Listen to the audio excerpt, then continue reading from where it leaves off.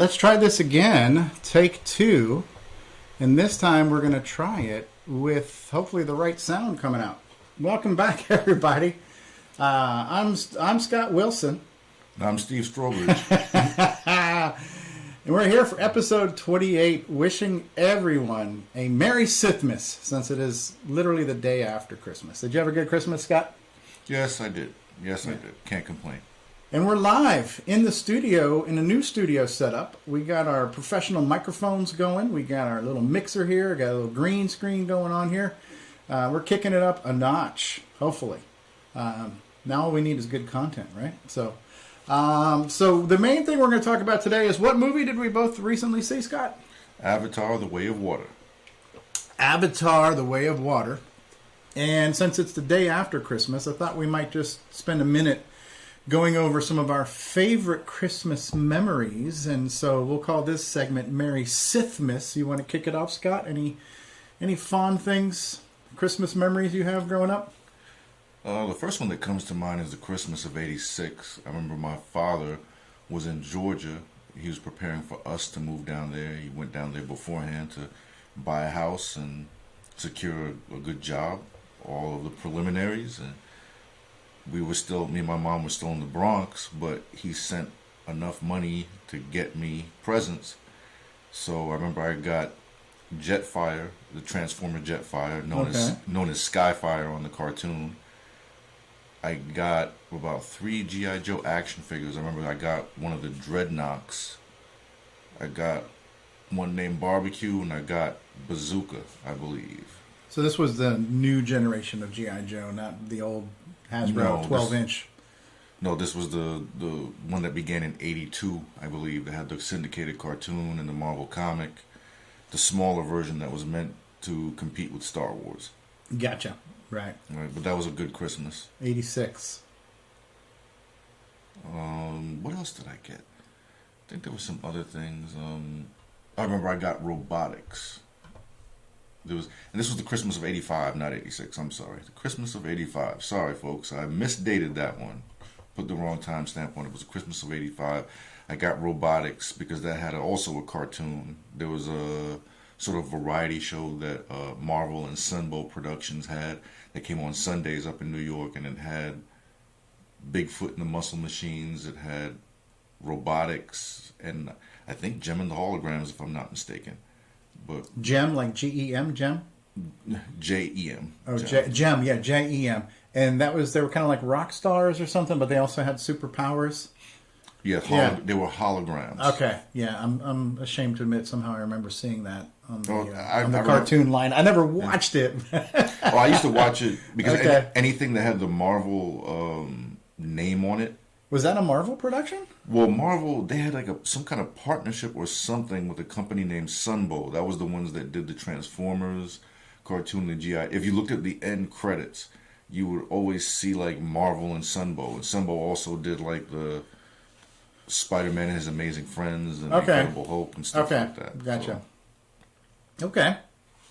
Yeah, I think one of my earliest Christmas memories, I was probably 1 or 2. I remember getting the yellow Tonka truck, and I think it was the big crane. I think I had the big crane, and then I had the dump truck, so you could like dig up dirt and throw it in the dump truck. So that would have been early 70s. Then I remember getting that. And then, of course, we got into, I remember getting the Mego superhero figures. You ever have any of those, the little 8-inch Mego figures? They were fully clothed superhero costumes. I had some when I was very, very small. I think I had Spider-Man when I was very small. Yeah, so Spider-Man, you could take off the costume. The head you couldn't take the mask off the head. Yeah. But I had a Batman where you could actually take the mask off Batman. I had Batman and Robin. I had a Spider-Man. I had a Hulk. I had Iron Man. I had a bunch of those throughout the years. So getting those was cool. The original G.I. Joes, like the 12-inch G.I. Joes, they came in like a box, like a Foot Locker type box. And the first G.I. Joe had the camo, had the shoulder holster, and the pistol. And that was your basic G.I. Joe. And then you could get all the outfits and the accessories. And in the coming years, I remember getting the helicopter, the submarine, the diving suit, and the raft, the little rubber raft, and with the shark. Those adventure sets you could get. Those were always cool. The Mego stuff was cool. And I think it was maybe Christmas of '83. One of the most coolest, nerdiest Christmas is when we got our ColecoVision. And that was like the best thing ever. Like we missed out on the Atari boat. All my friends had Atari, and Atari was cool. We missed Atari, but we got ColecoVision. And ColecoVision could also play Atari games. We had the adapter where you could plug that in and play Atari games. So having the ColecoVision, when it came with that Donkey Kong game, you were the envy of the neighborhood if you had that. So that was a super cool Christmas memory. And of course, now we just celebrated Christmas with my kids, and we've had some really interesting Christmases here through the years. I remember one year we did a retro Christmas where I got them the old Atari Flashback that you just plug into your TV, and it had the paddles. We could play Pong, and we could play. I had like 80 games built in. It looked like a little mini Atari. That was like 2014 or something like that. I got them that. And then I think the year after that, I got them all Xboxes, or like Xbox 360s, because that was still the thing, because we were all playing Minecraft at the time. So one year all the kids got an Xbox for Christmas.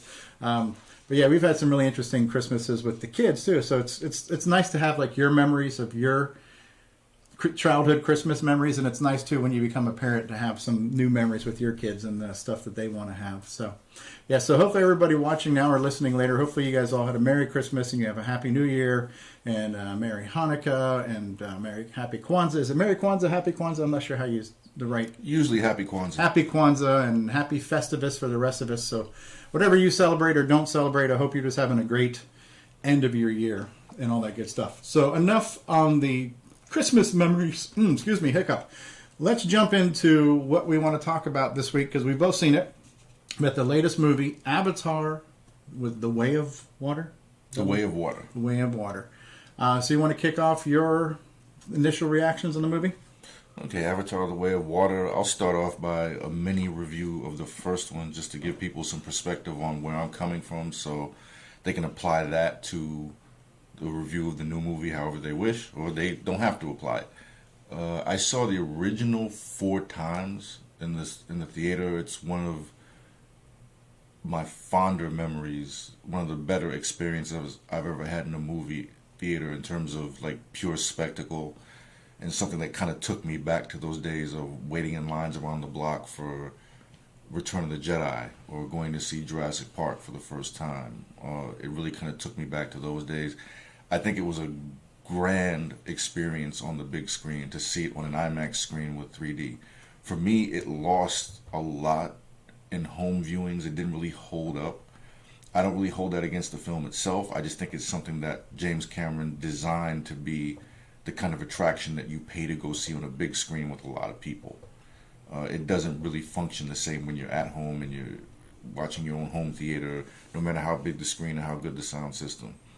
And I bought, there was like a multi-disc special edition that came out of it. And I remember I bought this thing and I watched it maybe twice. I never really, because it just didn't have the same effect. The only real complaint I had about the movie itself was that Cameron's not as good of a writer as he was in the beginning, in my opinion. Okay. He's cannibalizing himself a bit. You see the exosuits from Alien, the power loaders come back. Right. A lot of ideas you see kind of come back from his older work. I think these days he's a guy that's more about technology and about oceanography or marine biology or whatever it is. Right. He's more about that kind of stuff than he really is. I don't know if he really has a passion for telling stories or making movies anymore. So, well, I would say this was a fairly good story. It's a better. It's sorry to cut you. Go ahead. It's a better. I think this new one. Yeah, the segue into my opinion on it. I was just doing that just to set up, because people might wonder, well, if he thinks this about the new one, what do you think about the original? The new one, I mean, again, I thought it was a great experience seeing it. I went down to West Palm just so I could see it on an IMAX screen. Note to anybody listening, they used to have a list online of real and fake IMAX screens. So before you pay to go to an IMAX screen, you may want to look for that, Google, and see if you can find a list.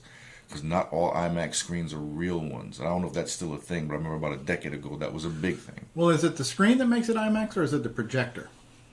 It's not. It's probably the projector. It's because I know something has to be filmed in IMAX in order for it. Right. It's a certain.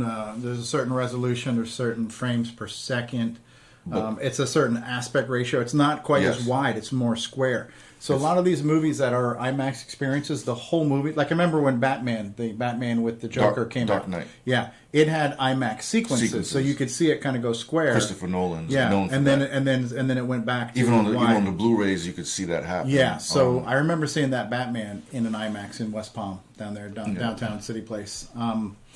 Yeah, no, so I didn't see it in IMAX. I saw it at the Welfare AMC Airports in Lucy just because we wanted to get in and see it. Right. Yeah, I'm not a fan of that theater because they haven't done anything to it in 14 years as far as updating the projector bulbs or fixing blown speakers. That's actually something that Lucas used to crusade against when the Phantom Menace came out. He said a lot of theaters have substandard presentation. Yeah. And he was trying to fix that. And I think a lot of exhibitors resented him for that, but in the long term, there should be standards. But he ended up being right in terms of pushing digital projection and things like that. But back to Avatar 2. That's the point. No, I enjoyed it. I think story-wise, it's a little stronger than the first film. Right. It's less reminiscent of Dancing with Wolves like the first one was. I think again, in terms of spectacle, I mean, it's just, I was just fascinated watching 3D that actually feels like 3D. Oh, you saw it in 3D, the new one? Yes, that has the intended effect. Okay. You really you can see the multiple layers on screen. You can see the background separating from the foreground, and what have you. You can see multiple layers moving in front of each other. The depth of it, yeah. Depth of field and all that other stuff. I mean, it really, if nothing else, James Cameron has really shown us what 3D is supposed to look like, and that's an achievement in and of itself. Again, I felt like the story was a little derivative, but again, I just think that's where Cameron is at this point, because this one had elements of, spoiler alert, like Free Willy with the whales and things like that. And I don't know if he was going for that particular film, but it's something we've seen in other movies. Okay. He did expand on the Na'vi lore and the mythology a bit more. There's still Dances with Wolves elements in it. Yeah. But in terms of, like I said, in terms of just the spectacle, and that's really what I grade Avatar movies on, and I think the second film kind of reaffirms that for me. I grade Avatar films basically on just the spectacle. To me, they are very much, as Scorsese described Marvel movies, Martin Scorsese described them as theme park movies. I don't know if that really applies to the Marvel movies. It more applies to something like this or even Top Gun Maverick. This is a real theme park. In fact, I think this is the kind of thing they should always, in the Disney parks, they should probably have a movie theater where they're always showing this in the first Avatar on a big IMAX screen, and you can pay to see it whenever you want. Right, it's on a continual loop, right? Yeah. I think as that, I think it functions very, very, very, very well. I did like the villain of the piece, Stephen Lang's character, which I can't remember the name of the character. He makes a return here. And something that I kind of should have, when I saw the movie and I saw how he returned, I should have seen this coming. He comes back as an Avatar himself, which is kind of, there's a nice irony to that, given how he feels about the Na'vi. It's kind of a predictable turn. Like I said, I enjoyed him as a villain. I enjoyed having him back. I know a lot of people are going to see this and they're going to complain and say that's real predictable. Also, he can keep coming back now because if his spirit or personality is just a download in a cloud. Right. He's a clone. But I didn't mind that. I didn't mind that too much. What I did enjoy was this is a considerably more violent movie than the first one, and the violence is more emotionally charged. I think this is the closest that we've gotten in a long time to the old R-rated James Cameron from the Terminator, Aliens, and Terminator 2. That's the James Cameron that I got to know as a kid. This is probably the closest he's been to that. But I've talked long enough, and Steve has just been here nodding his head. So I'm listening along with you. I'm not disagreeing with anything here. I would actually say that's the only thing I found disappointing is that our main protagonist was the same guy, the military antagonist.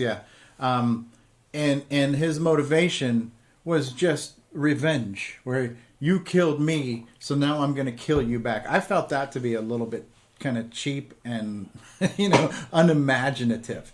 So the fact that the guy who was already dead, his clone becomes an avatar, and now he's the villain again, and his whole motivation is is grudge. It's a grudge and it's revenge. It's like, well, yeah, you guys are here because you know the before they were on Pandora to get whatever that precious mineral was. They were mining something. I forgot what it was called. Uranium, plutonium, unobtainium, whatever you want to call it. They were looking for some type of precious resource in the first movie. Now they're back because they basically need to move the human race. So they're trying to get Pandora ready for humanity to colonize. And so in order to do that, they have to get rid of the pesky indigenous people that are there who are not going to tolerate them. And so Earth has one mission. We need to colonize Pandora for Earth because Earth is about ready to go dry. But this guy's got his own mission, which is I'm after Jake Sully because Jake Sully killed me. So now I need to kill him. So I felt that one plot mechanism was a little disappointing because I didn't think it was that imaginative. But other than that, the entire movie as a whole, I felt was just wholesome entertainment, or just it was the roller coaster ride, right? So if you just wanted to go to a movie and go to see a blockbuster movie to be entertained, 100% did it entertain. So if I want to get real nitpicky, I can say that the villain being a clone that was just there for revenge, that was slightly disappointing. But once you get over that, there was pretty much everything about it. Now visually, cinematographically, if that's even a word. Now, ironically, the movie was The Way of Water. Yes. But it wasn't until a third of the way into the movie before we actually got to the water. But once we got to the water cinematography was astounding. Now, I didn't see it in 3D. I didn't see it in IMAX. Again, I saw it at the Ghetto Port St. Lucie AMC 14. So the bulbs weren't as crisp, the picture wasn't as good, but it was still amazing how everything looked underwater. Now this movie was probably 99.9% all computer generated imagery. Because in order to get the water effects and to get all the creatures and the light diffusions and all the waving, so almost everything we saw was computer generated, but it looked so realistic. Everything you saw underwater was mesmerizing. If there was no story, and this was just a 3-hour screensaver where we're just watching this underwater serene thing, but all of the creatures that were there, how everything looked underwater. And just like we saw in the first movie, the Na'vi had their symbiotic relationship with the plants and animals of the forest. We meet a new tribe of Na'vi that were kind of raised on the reef. And so we have the woodland or the jungle-based Na'vi, and now we have the beach reef Na'vi. They have a symbiotic relationship with all of the aquatic life. They have what they call like my spirit sister or my soul sister is what she called one of the whale creatures that she had. And so they have this, they do like sign language. They've got a little bit of telepathic communication. And of course they got the whole, USB connection they have with their ponytails where they plug that stuff in. So that carrying on that symbiotic relationship to now marine life was, I wouldn't say predictable, but it was just the next step. It was the natural thing. This is now showing that Pandora is a bigger world. It's got a much more diverse biosphere and much more diverse life than we saw in the first movie. So it was, to me, that was the natural progression of what we should see on this big world that we've only scratched the surface of. So I loved the visual aspects of it. Every frame was a masterpiece from that perspective. So that part I really enjoyed. I loved seeing a different, with the word we would call a different culture, whatever you want to call it, but they had different skin tone, where the normal Na'vi was kind of like a pale blue. These guys were kind of like an aquamarine, a sea foam colored. And they had the bigger forearms and the somewhat web. So it's all just showing how we would evolve in different climates.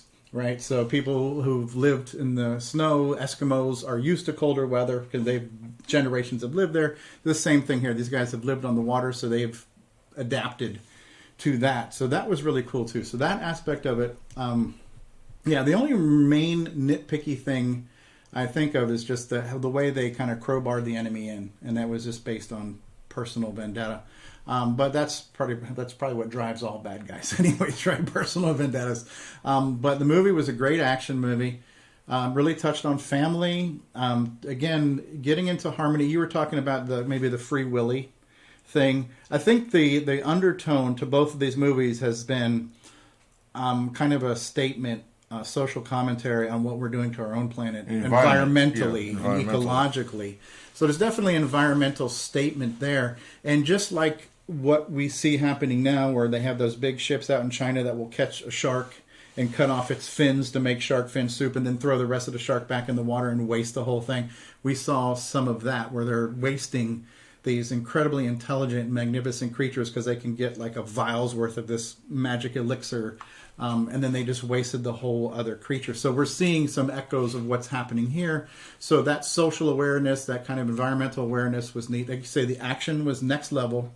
The technology was next level, not only from what we saw how they produced it, but even the technology that the Earth forces had too. They had next level tech, like you're talking about their mech walkers. They had like next gen mech walkers that were thinner. They weren't as bulky. They weren't like the old, Robotech type stuff. They were thinner, lighter, more scalable suits, much more flexible and articulate.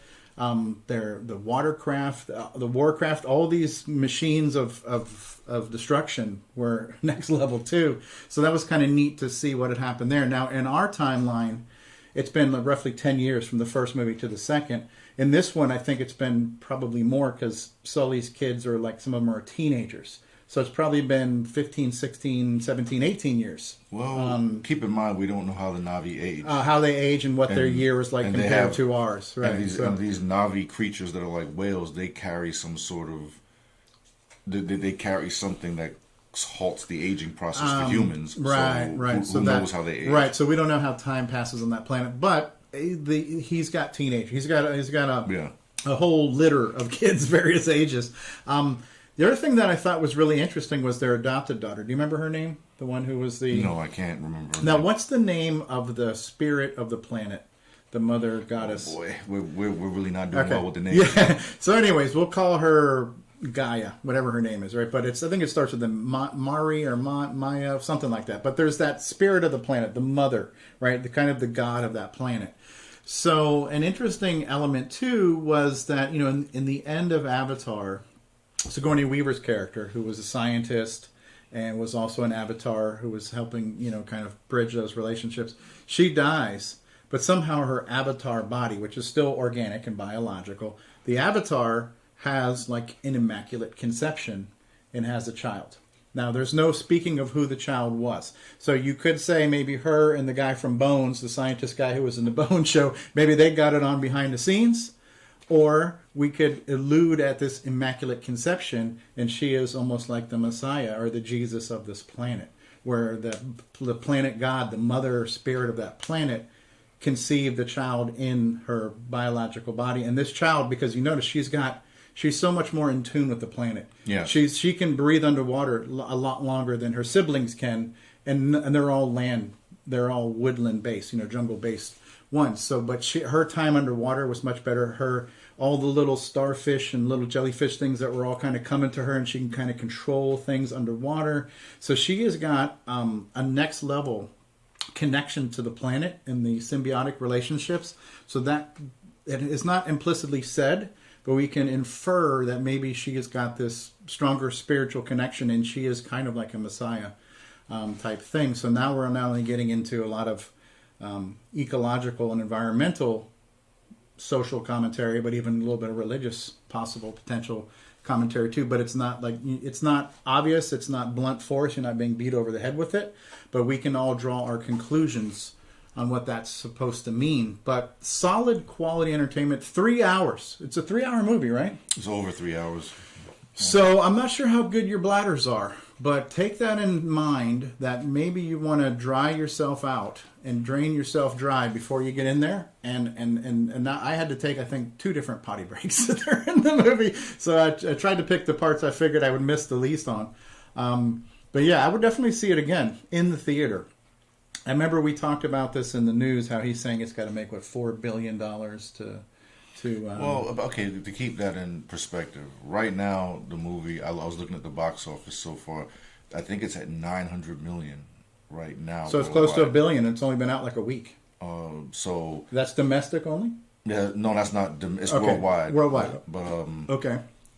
The thing that people have to keep in mind is this is not the first time that Cameron has been in this position back when he made Terminator 2, which people may or may not remember, that was the most expensive film ever, and there was a feeling.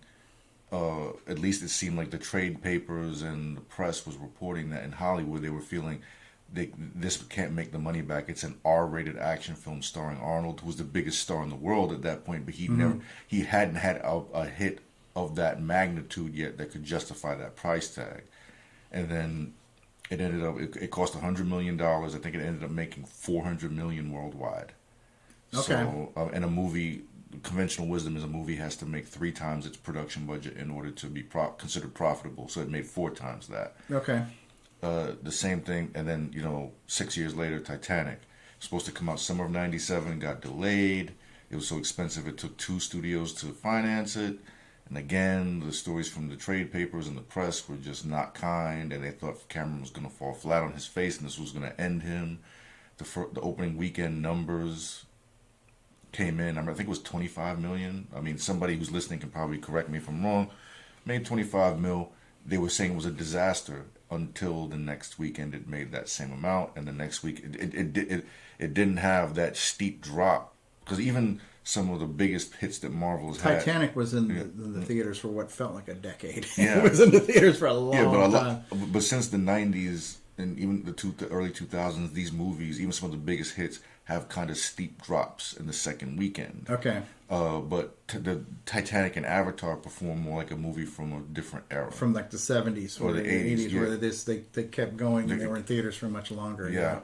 And so I think we may be that may be happening again. I don't think this is going to be as big of a hit as the first one, but I think it'll probably make the money back.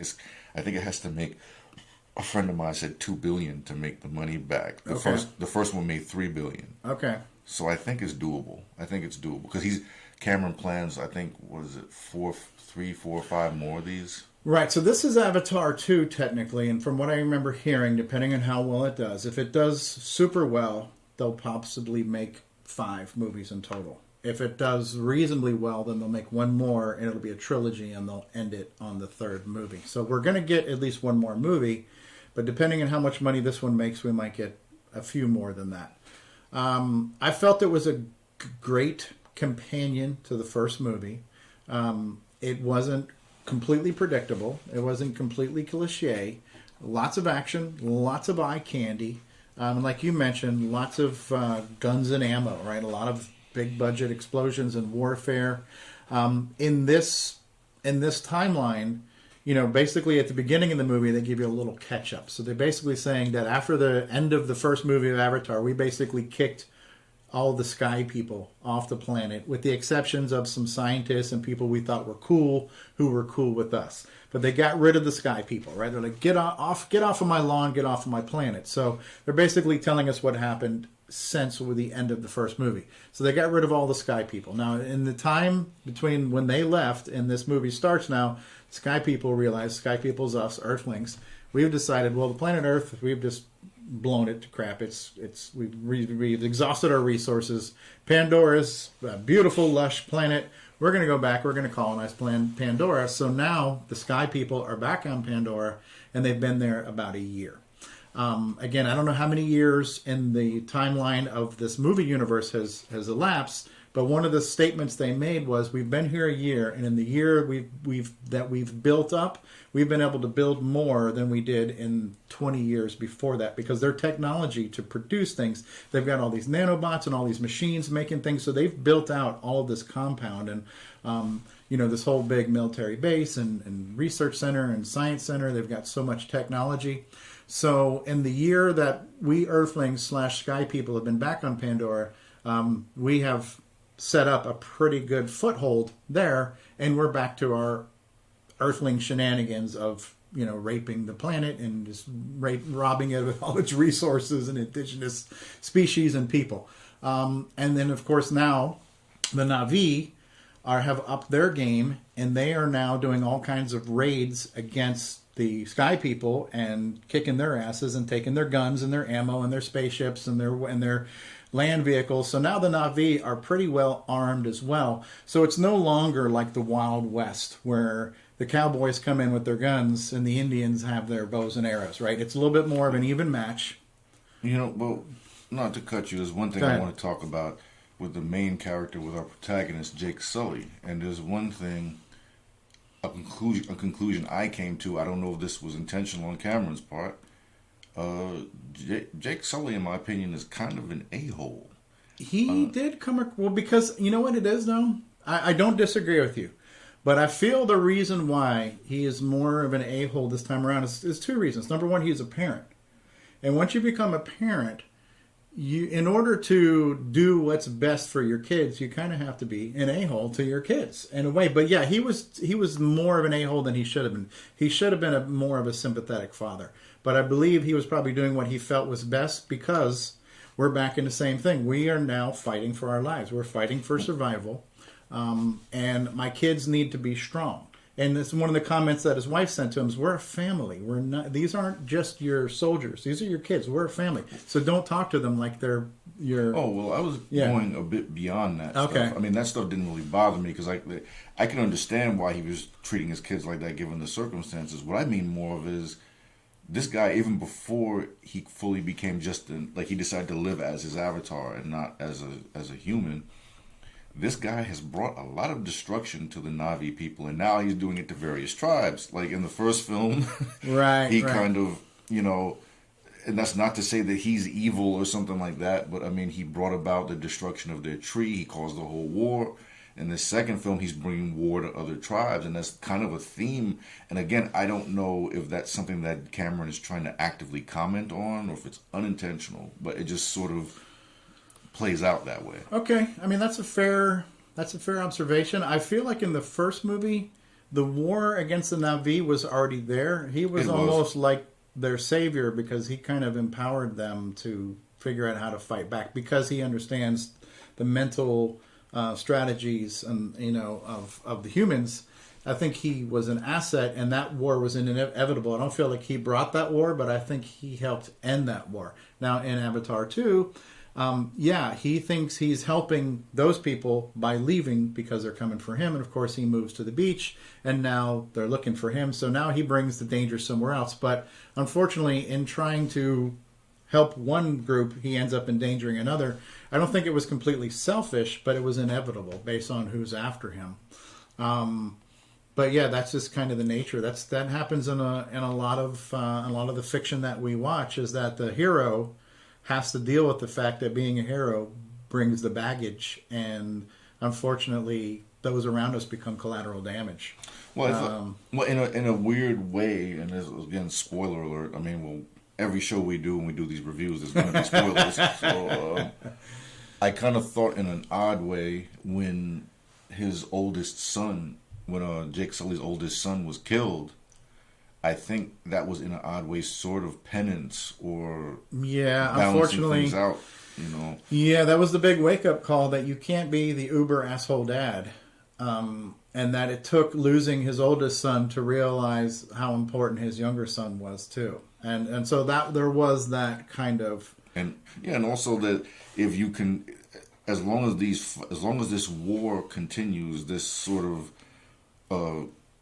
I don't know what you would call it, but this eternal struggle he now has with Stephen Lang's villain, as long as that keeps going, there's going to be collateral damage to his family. So the planet, into the Na'vi, and everything else. I kind of would have liked a bit of dialogue about that before the movie had ended, sort of like some like him having to contemplate, if this keeps going, this is going to be more loss than I can handle. Maybe that'll be tackled in the third and fourth films. I mean, honestly, what are his options? He's on that planet, and he's got a guy who's hell-bent against killing him. And to continue, I'm not going to say spoiler alert, because it's already been said, but his enemy doesn't die in the end. So he lives to be an enemy again. I understood why the feral child, which that character had a couple of issues with, but I understood why he saved his father. But at the same time, I was thinking, if I was Jake, oh my God, I would have. Yeah, but again, it was this whole father-son thing where you're not my son, you're not my father, but we are the closest that we have to that, because I'm a clone of your dad. You're not gonna let your father die. Right. So yeah, you can't fault him for that, but you also can't be thrilled at the fact either. But it's setting up a sequel, so story wise, the villain that we need. And I'm thinking one of the logical extensions, maybe a subplot in one of the future ones. I don't know if Cameron. It's not really a logical extension. It would probably be very predictable to do, but I would think that maybe Jake would want to lead an assault on whatever the cloud or whatever memory bank they have that's holding this guy's download in there. Right. So kill the source, and that way, once you kill him, he's gone for good. What I predict possibly happening in Avatar 3 is that Stephen Lang's character has the change of heart and realizes, well, my next best thing to a son is here. He's lived here. Maybe, destroying this planet for our own selfish needs isn't the most important thing, and maybe they become unlikely allies, and he helps in the battle too. But that might be in movie 4 or 5. At some point in time, the character's arc needs to come to a part where that character has redemption.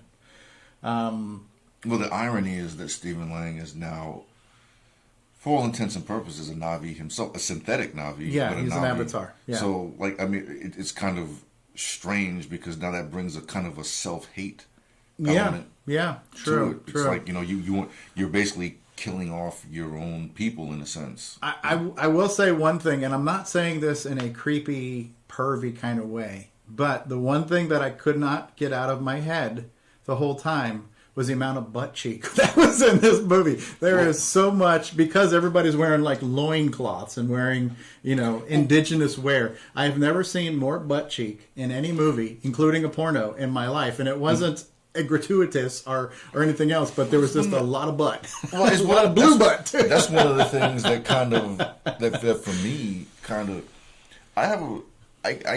I get a little weirded out in these movies whenever you have like sort of like, I guess, anthropomorphic animals or alien species being sexualized, because it's just like, just watching a movie with that in it. Kind of feels weird. It's like, dude. Yeah, no matter the age or the gender, everybody had completely revealing clothes. There was butt cheek everywhere. There were mostly boobs, but everybody had a little piece of necklace that covered just the naughty bits that never moved. Gravity did not apply to the necklaces or the minimal cloth that covered the nips. But there were butt cheeks and side boob everywhere. And one of the interesting things that I think about these movies is, no matter how good special effects get, we never get to where everything in a movie looks completely seamless.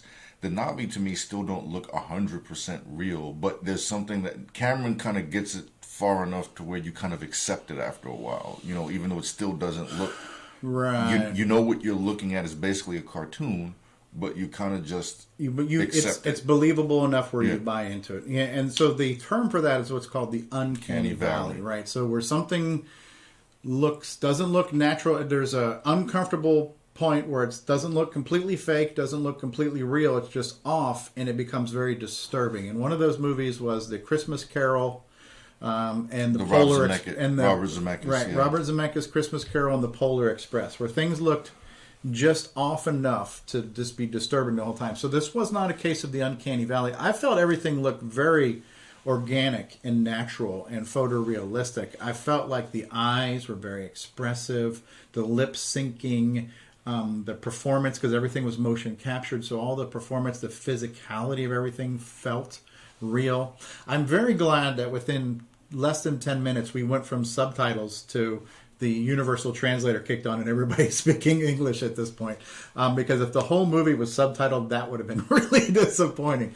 But yeah, no, I didn't find the Na'vi were disturbing. They looked real enough for this life form that he created out of his mind. Obviously, they're human-esque, humanoid, right? They're two-legged bipedal, 2 eyes, 2 butt cheeks, the whole 9 yards. But yeah, if we could kind of take a brief segue here, there's something I wanted to talk about that's kind of related to this movie. Okay. James Cameron, his career now has a very striking parallel to someone who could be seen as James Cameron 1.0, and that's George Lucas. Okay. Where it seems like from here on out, the rest of Cameron's career is pretty much going to be Avatar films, and we don't know how long that will last, or we got to see how this one does before we see how that plays out, because he really doesn't have any plans to develop any other kinds of projects. And the parallels to Lucas are kind of striking, because Lucas, he originally envisioned Skywalker Ranch as being sort of a hippie commune for filmmakers who wanted to make their movies outside of the Hollywood system. Okay. But the success of Star Wars, the runaway success of Star Wars, kind of really altered his plans in a way that he didn't intend, where Star Wars became so huge that he became all about maintaining the business of Star Wars.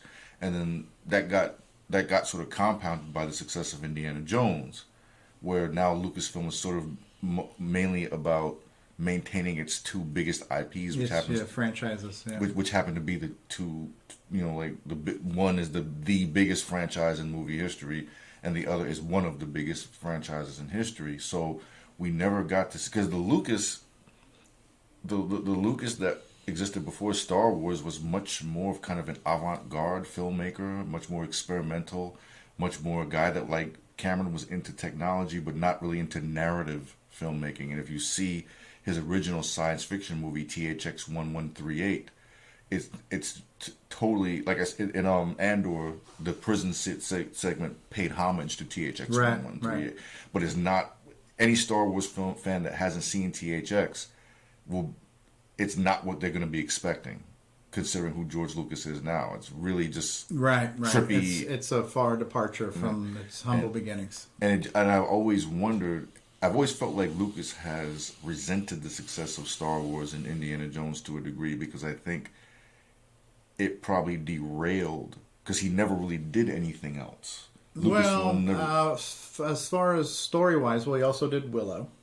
He did that. Which, by the way, the new Willow on Disney Plus, I'm liking it. I've heard great things about that. I can nitpick a little bit, but that'll be a whole other episode.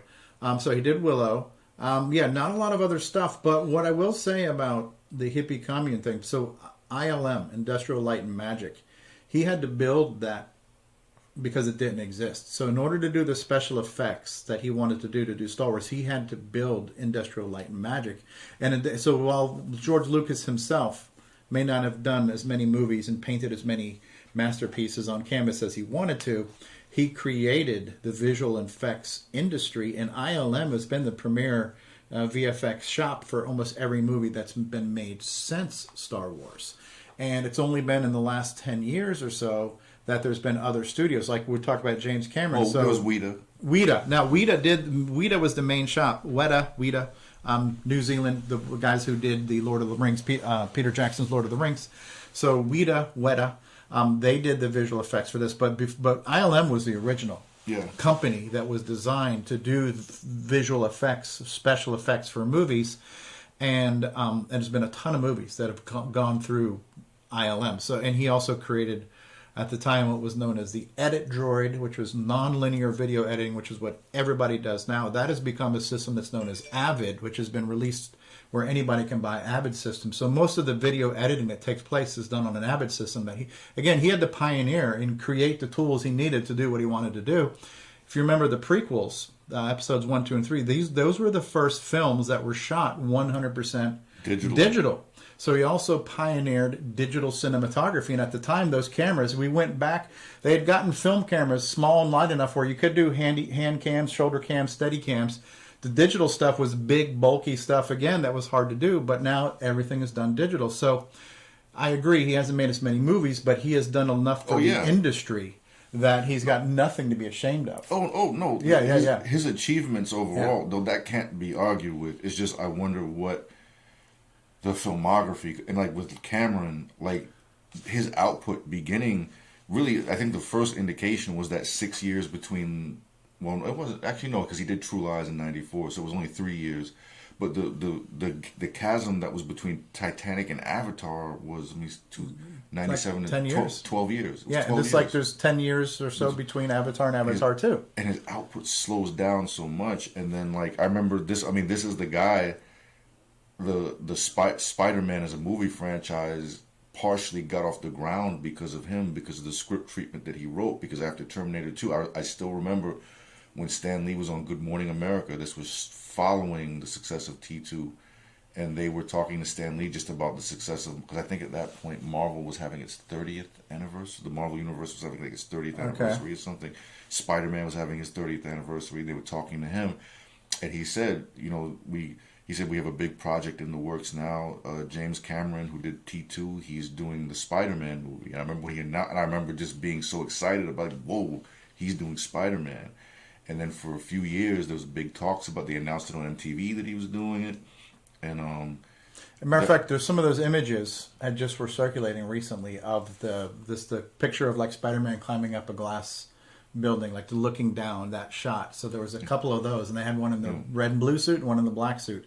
And he's also an artist too, so he's done a lot of his like a hand artist, pen and paint and pen and ink and all that kind of stuff. So he actually drew those pictures of Spider-Man climbing up the glass thing. So the script treatment that he wrote, which, to be honest, and most fans who've read it would agree with me, isn't the greatest, but certain elements of it made it to the finished product that Sam Raimi made.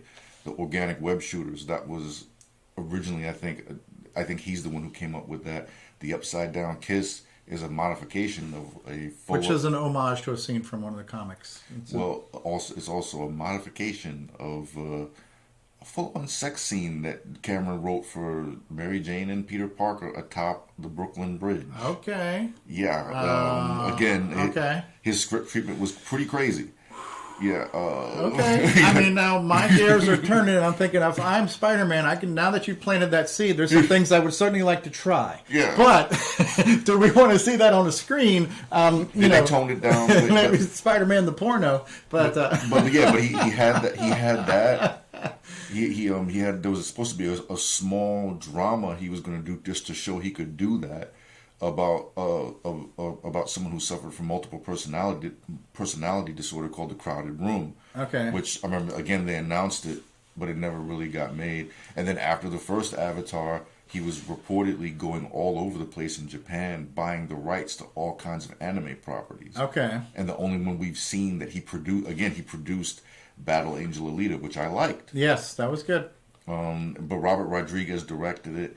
But it just makes me wonder. And we all know Cameron's big passion now, like I said, is going into the water, diving and stuff. Yeah.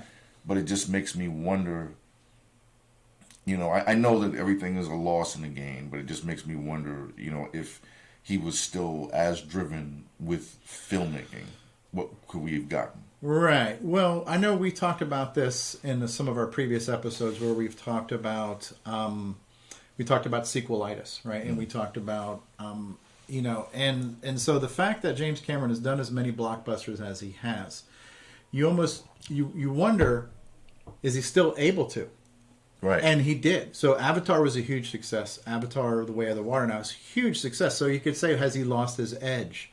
Has he gotten soft? Has he forgotten what it's like to make a big blockbuster movie? That answer is no. So I hear what you're saying, but when push comes to shove, when he's ready to fire something out of the cannon, it's a payload. Right. It's salvo. But yeah, could he have done a lot of other projects? But again, I'm not him. But I imagine now time is the enemy. And like you mentioned with George Lucas, right, where he wanted to create this cool place for independent filmmakers to make movies, and then the demands of running an empire get in the way. Now, George Lucas has his own production company, his own film company. Cameron's not there. He's using other studios to release his movies. So there is no James Cameron films like there was like Lucas films, right?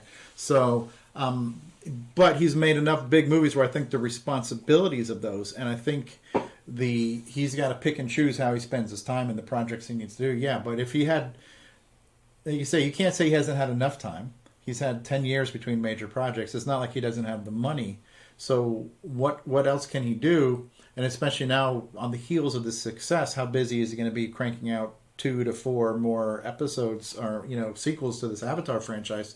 But yeah, what else could James Cameron do? Hopefully we'll all live, including James, we'll all live to see what else he can make for us. But yeah, I mean, there's a few minor nitpicky things I could say about The Way of the Water, but it was solid entertainment. And ultimately, I think that's all you should really rate a movie as. Was I entertained? Did at any time during the 3 hours was I looking at my watch saying, "Oh man, I really could be doing something else right now"? No, there was never a time where I was not entrenched and immersed in the spectacle that was this movie.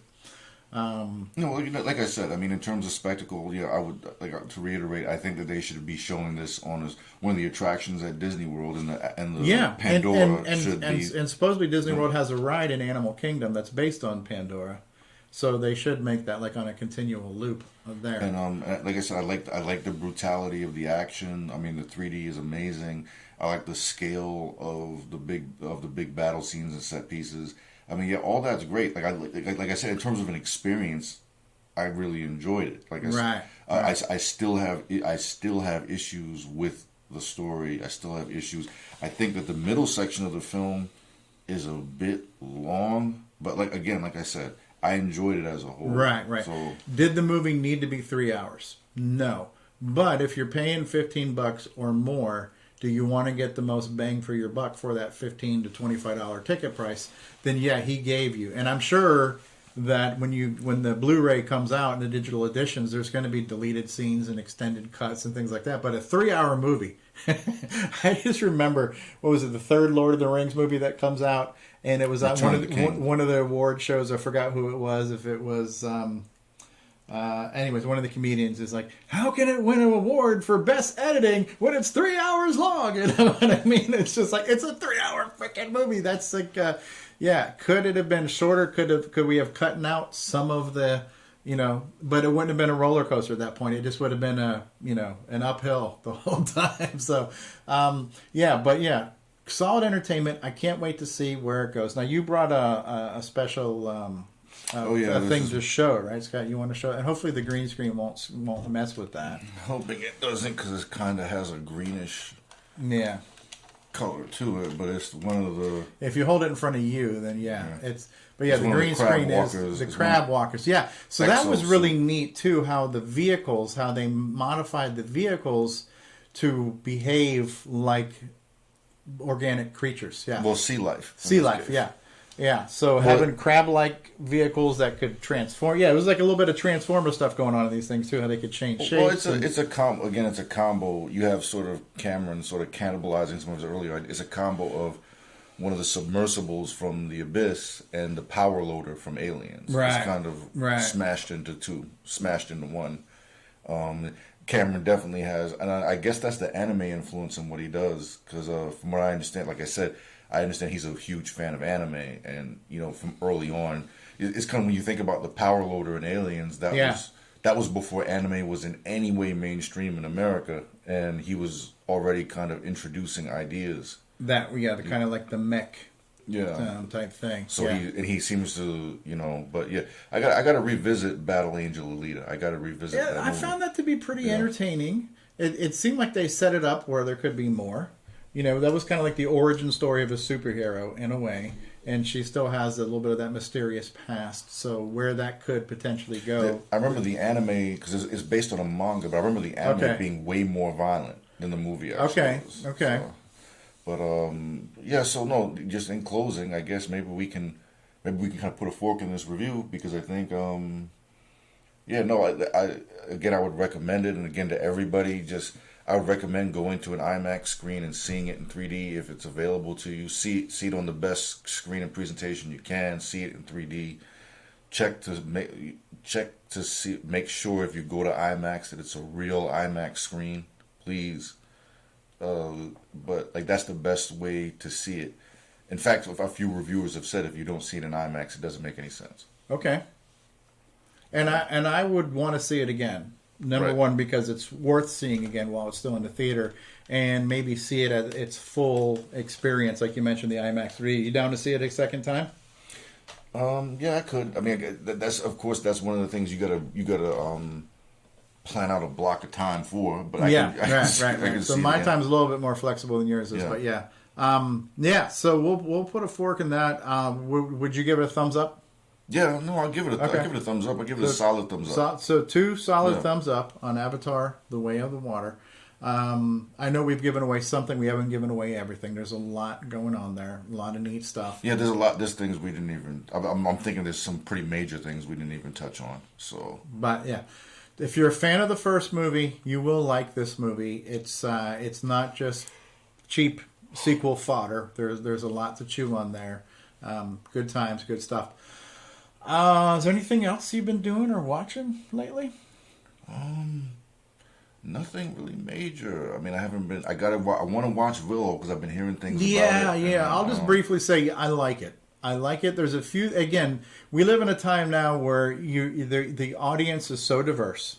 Again, it's like looking at Star Wars. I'm old enough to be a kid when the first Star Wars movie came out. I was still a kid or a young teenager or something when Willow came out.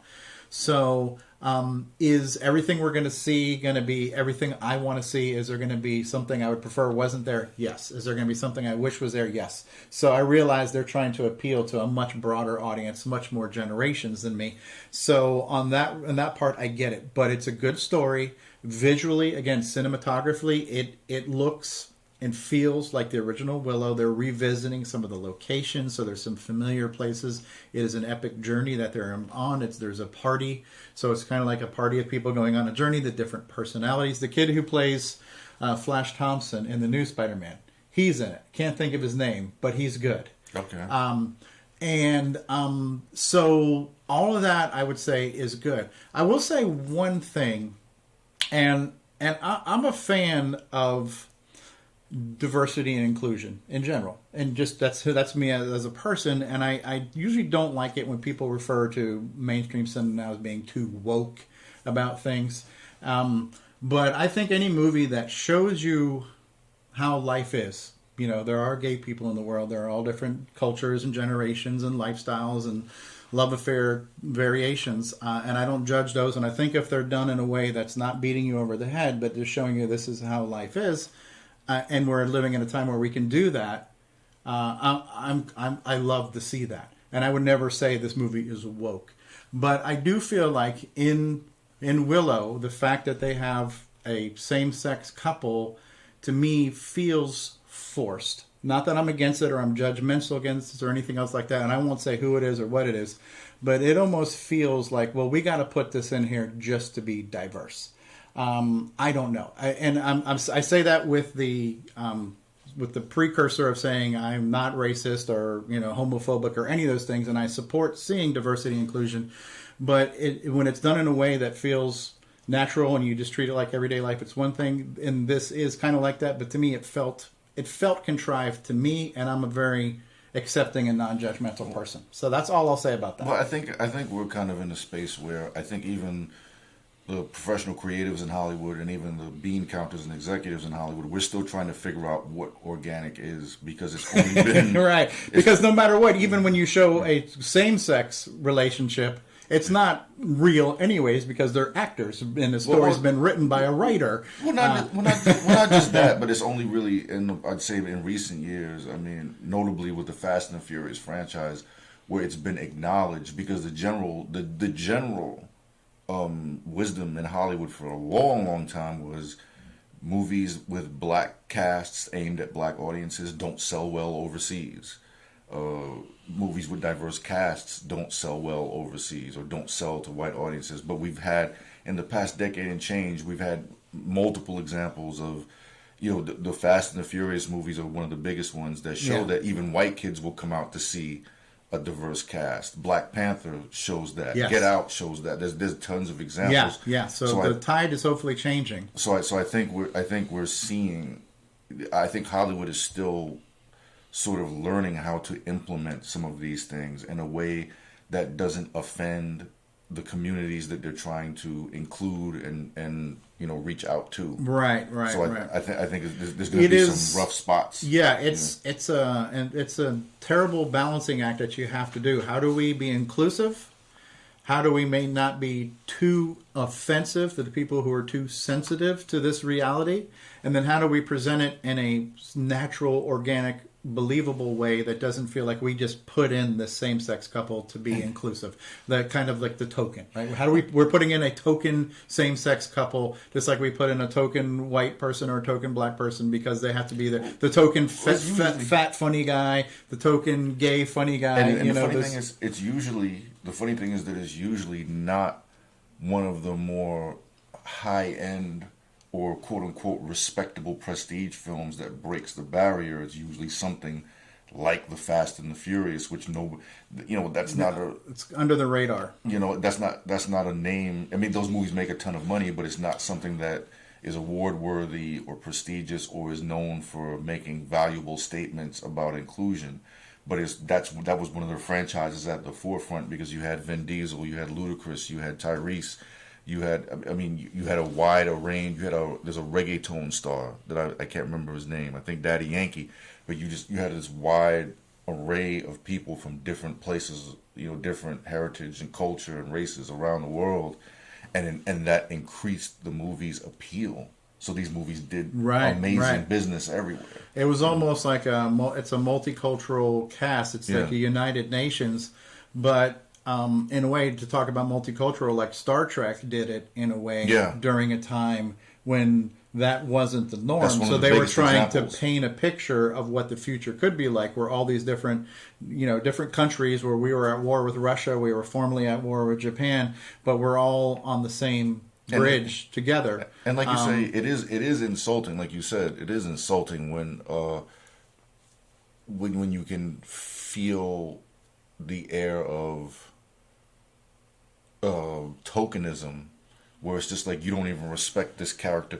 You're just sort of putting this character in there to fill a space. You don't respect the character or the community that the character supposedly represents enough to make to right. It's like affirmative action in the casting, right? So we're hiring this archetype because we need one to fill out our template of diversity. The best way, and the best way to approach it, I would say, as a writer, would be the character LGBTQ or whatever race or culture they may come from or country they may come from. The story comes first. Like that, we're there to see a story, right? And another one too that they're doing now too on Disney Plus is there's a new National Treasure, and the main character is a Hispanic female who is not undocumented. She is resident, but she is not a citizen yet. So she's not an illegal or undocumented, but she's not fully citizened. And I've only watched the one, and believe me, it was almost hard. It was impossible to watch. I'm sorry, but the new National Treasure is almost unwatchable. But they kept pushing on. Well, if you do this, they might kick you out and deport you. So they kept playing the "you might get deported" card. And again, it was the first episode, and it was said so many times it felt contrived versus just a fact of the character. It was almost like we have to make people aware and sensitive to the fact. It didn't feel organic. It felt like when you say you might get deported more than 3 times in the first hour of your first episode, to me that is too much. I'm one of these guys. I mean, Hollywood, if you want to use me as a test case or a test audience, I'm fine with almost whatever messaging you want to put in anything, however progressive it may be. I'm fine with all of that. My whole thing is tell me a story that I can get into, give me characters I can like. Right. A good character is a good character regardless of their color. Give me whatever message you want, or anything else. Yeah, absolutely. We just got a message from Spaz in the live chat saying, now the message is forced upon us by all corporate things. The conversation is based. This conversation is based. I'm not sure I'm following that completely, but I can't really make much out of that. As long as it's not the message. Okay, now the message is forced upon us by the corporations. Okay. Well, I mean, restructure that sentence. But I think what you're okay. Well, anyways, so the corporations are trying to force this awareness on us. Here's what I would say. Here's what I would say to that. Get back in the camera, Scott. You're leaning too far. There you go. Boom. Here's what you're a beautiful man. The world needs to see you. So here's what I would say to that, Spaz. Here's what I would say to that, Spaz.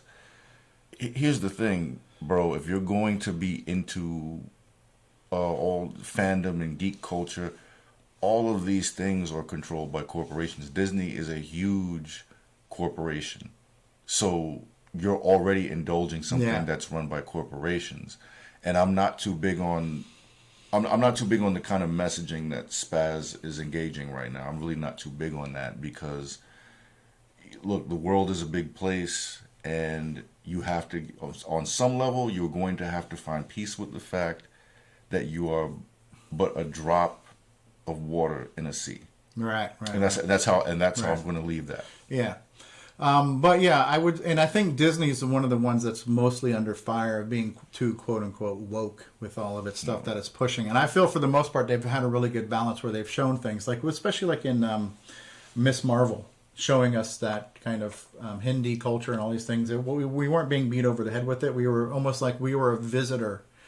And we got to be friends with somebody from another country and learn about it in a way that wasn't. Miss Marvel, I still love Miss Marvel. Yeah, I hate the blunt force way to get a point across. When it's subtle and it's natural, that's and that's just good writing. But before I guess because we're at the hour mark now. So, but I want to end this. I think this is a good note to end this show on. When complaining about messages being forced upon us by corporate America. All of this stuff is corporate, guys. All of this stuff is corporate. It's all corporate. It was, to an extent, it was corporate even before the modern era. So I don't know what to tell you. I mean, I'm wearing a Black Panther t-shirt that I bought in Hot Topic. You're wearing a Black Panther t-shirt. Disney is a big corporation. Mm-hmm. The New York Yankees. I mean, the list goes on. It's a rabbit hole that we can go down and down and down. So, I mean, but like I said before, culture goes pop. We'll discuss almost anything here. Yeah. But this is a particular rabbit hole. I think that we've gazed into a bit more, enough for this episode. Yeah. But anyways, to conclude, Avatar: The Way of Water, definitely worth seeing. Recommend you see it at least once. And as a matter of fact, if you could see it maybe 10 times, if everybody saw it 10 times, I believe James Cameron would make back the money he needs to make in order for us to have multiple sequels. Right. So, and I think, and like the Titanic was one of those movies that people saw it again and again and again. It was just, and Titanic was kind of like the teen shag movie too, where you would just make out because you brought your girl there to see that because it's a love story. So it was kind of like a date night type thing. So I'm not sure that this is a good movie to make out to, but it's 3 hours long. So if you've seen it more than twice, you might find time to do that. But anyways, I think it's a movie people will want to see over and over again. And I'd like to see it again in the IMAX 3D experience. So we're going to wrap it up on that. So hopefully everybody had a great Christmas, Hanukkah, Kwanzaa, Festivus. We're just around the New Year. So hopefully you have a happy New Year too. And go see Way of the Water. You will hopefully enjoy it. If you're a fan of the first movie, you will like the second movie. And I don't even know what we're going to talk about next week, but we'll find something to talk about next week too. Scott Wilson. Goodbye, everybody. Goodbye.